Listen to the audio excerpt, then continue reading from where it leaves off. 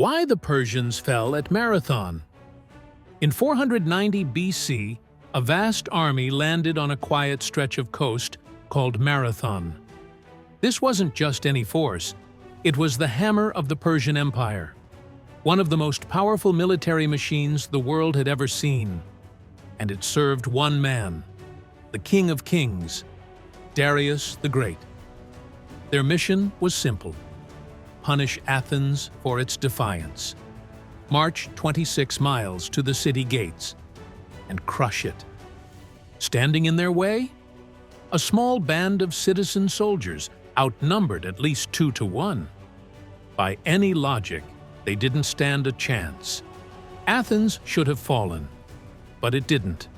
Instead, the Athenians delivered one of the most astonishing defeats in military history, a victory so profound it helped shape Western civilization itself. So how did they do it? How did a tiny democracy stand firm against an empire? The answer: a deep-seated grudge, 2 radically different approaches to war, and a series of devastating Persian mistakes, seized by one of the boldest battlefield gambles ever made. This is why Persia fell at Marathon. To understand the battle, we have to wind back nearly a decade to the Ionian Revolt. Along the coast of modern-day Turkey, a collection of Greek cities had lived under Persian rule for half a century. The Persians, though often pragmatic, still ruled through local tyrants and demanded tribute. The fiercely independent Greeks chafed at the arrangement. In 499 BC, under Aristagoras of Miletus, the Ionian cities rose up. But Aristagoras knew he couldn't fight Persia alone. He went begging for allies, first to Sparta, then to Athens. Sparta passed, but Athens, newly democratic and proud of its colonial links to Miletus, agreed to help. 20 Athenian ships joined 5 from Eretria. Together, they struck Sardis, the regional Persian capital. The raid was chaotic. Fires broke out. A sacred temple was destroyed. Though short-lived, the attack was symbolic. The Persians crushed the Greeks on the retreat. Athens, realizing the rebellion was doomed, pulled out. Miletus was razed, but King Darius didn't forget. Athens had attacked one of his capitals. This demanded retribution.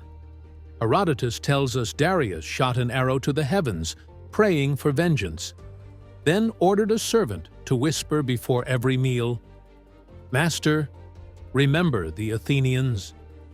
In 490 BC, Darius sent a fleet of 600 ships. Leading them, Datis, a seasoned admiral, and Artaphernes, the king's nephew. They first targeted Eretria. The city fell. Then they landed at Marathon, 26 miles from Athens, on the advice of Hippias, a former Athenian tyrant turned Persian ally. The flat terrain was perfect for Persian cavalry. Around 25,000 infantry and 1,000 cavalry disembarked. Their strategy? Hit first with archers, then charge with cavalry, and finish with infantry. Their soldiers came from across the empire, lightly armored, mobile, and effective. But that mobility would prove their undoing. Athens went into full panic. Every able-bodied man was mustered. These weren't professionals. They were farmers, potters, tradesmen, armed citizens. To be a hoplite, you had to own your own gear: bronze breastplate, shin guards, helmet, spear, sword, and most critically, the aspis, a heavy round shield designed not just to protect you, but the man beside you. Together, these shields formed the phalanx, a wall of men, 8 ranks deep, spears bristling, shields locked. Discipline and unity made it formidable. Athens had 9,000 hoplites.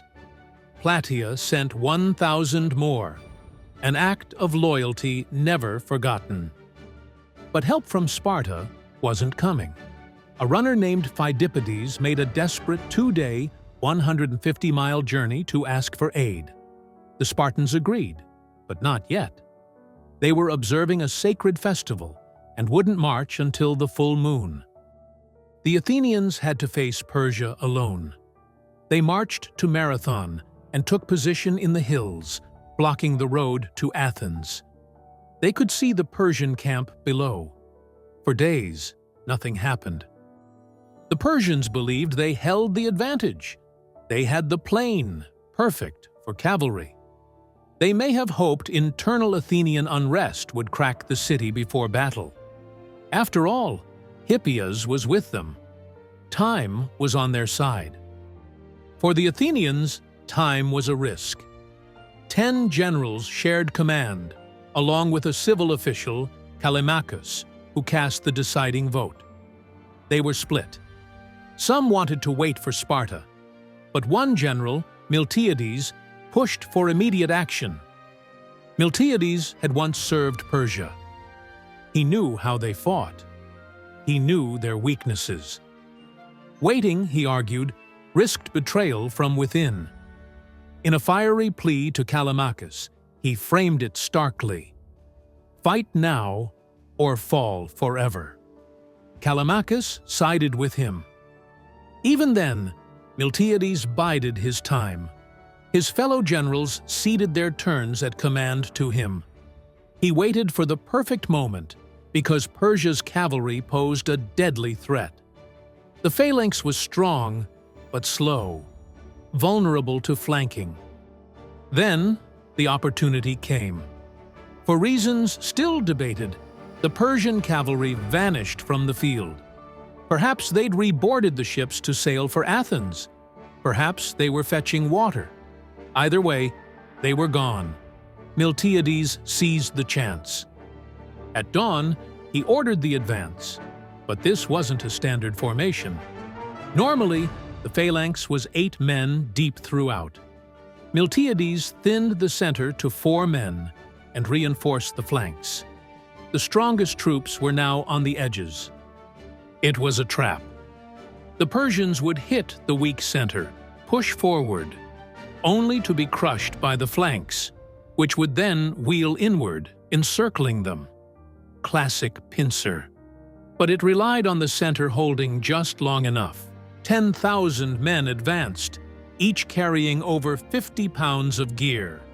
Then, within range of Persian archers, Miltiades gave the order: charge. The Greeks ran. Nearly a mile. Heavy armor. No cavalry. To the Persians, it looked suicidal. But it worked. Running shortened their time in the kill zone. Their armor deflected most arrows, and the shock of their charge turned the fight into a close-quarters brawl, the exact fight the Persians wanted to avoid. On the flanks, the Greeks tore through the lighter Persian troops. The wings collapsed, fleeing in panic. In the center, though, Persia's elite held firm. The thin Greek center bent, retreating under pressure, but it didn't break. Then came the turn. The victorious Greek flanks didn't pursue. They wheeled inward and slammed into the Persian center from behind. Encircled, the Persian elite were thrown into chaos. The rout began. The Greeks chased the fleeing enemy all the way to the shore. Some Persians drowned in the marshes. Others fell trying to board the ships. One Athenian, Cynaegirus, is said to have grabbed a ship with his bare hand, only for it to be chopped off. When the Persians saw the same army ready for battle again, they turned away. The invasion was over. Athens was safe. Marathon wasn't just a military victory. It shattered the myth of Persian invincibility. It showed that free citizens could stand against empire. It gave Greece the confidence to face Persia again 10 years later. And for Athens, it validated democracy itself. The legacy of Marathon lives on, not just in the 26.2-mile race, but in the idea that discipline, unity, and belief can overcome impossible odds. A small band of ordinary people standing together for freedom changed the course of history. What do you think about the Battle of Marathon? Could the Athenians have won without that crucial Persian mistake? And what if the Spartans had arrived in time? Let us know your thoughts in the comments. We read them all and love a good historical debate. If you enjoyed this episode, give us a like and subscribe to the channel. It helps us bring more great stories to life. Until next time, history doesn't wait.